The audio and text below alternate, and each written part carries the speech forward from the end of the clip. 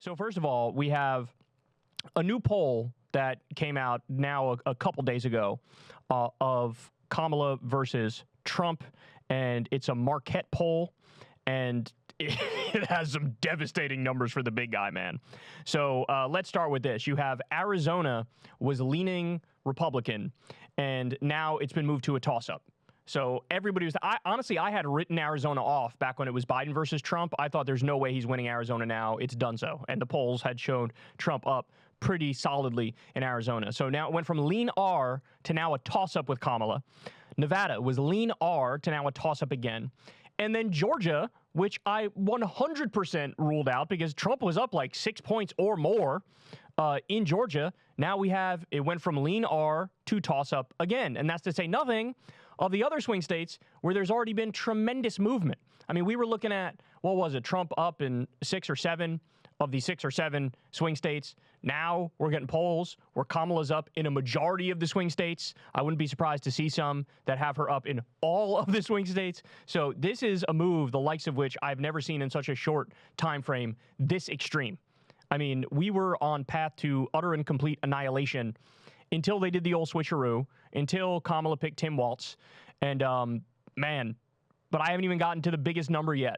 Okay, so again, I'm sure all of you guys have heard this by now by the time this segment drops, but we have, here's the top line number. Kamala Harris, 50%. Trump, 42%. RFK, 6%. Kamala has an 8-point lead nationally in this new poll. I can't tell you the last time we saw this. I'm not even sure. What was it? Biden had like a 7-point lead in 2020 before the election, and he ended up winning by like 4. But again, this is a bigger lead than Biden had at some of the times when he had his biggest lead in 2020. So this poll is an absolute game changer. Now, by the way, when you look at registered voters, it's 47 to 41. So there's a 6-point lead. When you do a direct head-to-head, Trump versus Kamala without RFK, without the third-party candidates, then again, it's a 6-point lead. But we're looking at either nationally a 6-point lead, or if you factor in RFK, an 8-point lead. Now remember, this exact pollster in May had Trump up 44 to 41. In March, it was a tie, 41 to 41. And in February, Trump was up 43 to 40. Now, Kamala Harris is leading by 8 points. By the way, this also answers a more interesting question, too, about RFK, which is, it looks like at this late date, he does tend to pull more from the Republicans. And there was like a big question about whether or not he'd pull more from the Democrats or the Republicans. There was good reason to believe either one of those things, and there was definitely mixed data on it. Some polls said different things, but now I've consistently seen, it's been a trend now, that I've consistently seen, it looks like RFK is pulling more from Trump than from the Democrats. And look, that's what happens when you repeatedly and routinely code yourself as right-wing. Most of the stuff that RFK talks about on the campaign trail and brings up in interviews, it codes him as more sympathetic to the right. So he's more likely to peel voters away from the right. You know, on the flip side, if he had run his campaign and he was out there all the time talking about raising the minimum wage, and that was like the biggest focus of him, right? Or if he was out there talking about the need for universal health care, and that was the biggest focus, then it'd be a different story, right? Then he probably would be taking more from the Democrats. So in a weird roundabout way, the Democrats should be thanking RFK. And I think it's funny because I think he genuinely is more sympathetic to the right. I mean, he was having conversations with Trump about maybe joining him if he wins the White House and becoming the head of Health and Human Services, which, by the way, terrifying idea for such a dyed-in-the-wool anti-vaxxer. But I think he's genuinely more sympathetic to the right, so it's ironic that he's actually seemingly helping the left more. But this is a big flip here. And now, look, we're getting to the point where we were talking about, hey, it's crunch time for Biden. He might be donezo. Now, honestly, it's time to start having that conversation about Trump.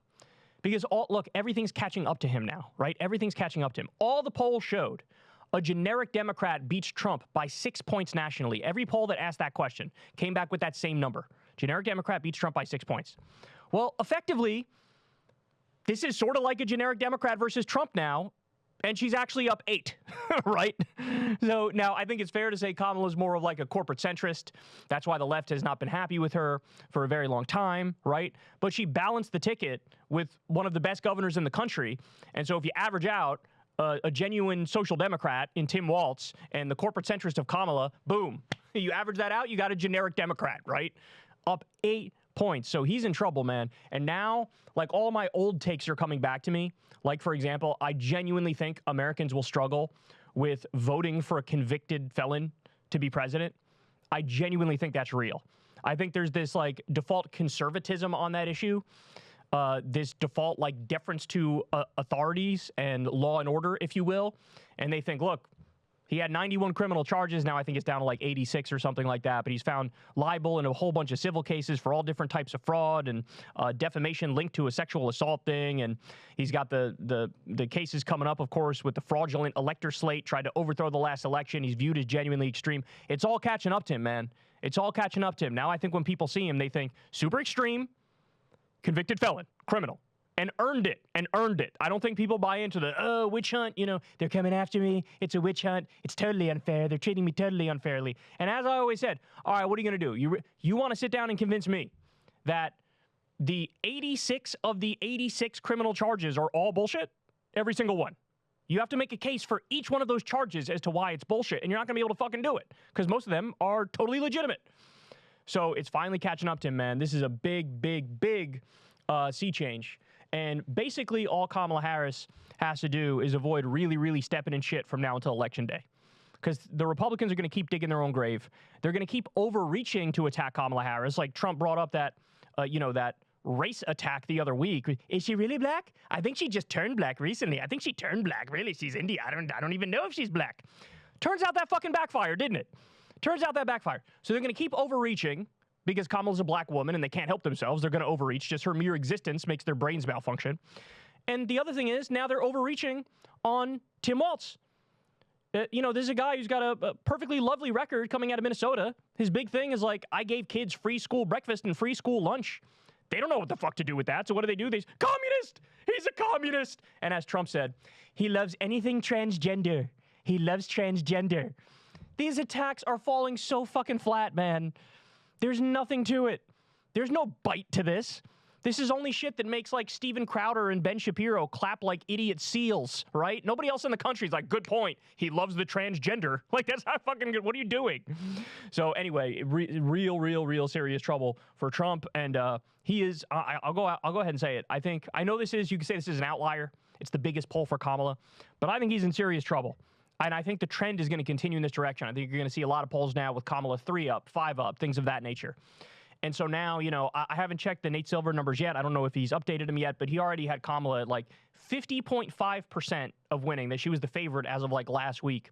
My guess is we're soon going to be talking about 65% likelihood Kamala wins. That's about where that race feels at the moment. And unless Trump and the Republicans course correct, they're going to be shocked at the outcome of this. In fact, now for the first time in a long time, you actually might be able to have the conversation, is Trump going to get landslided?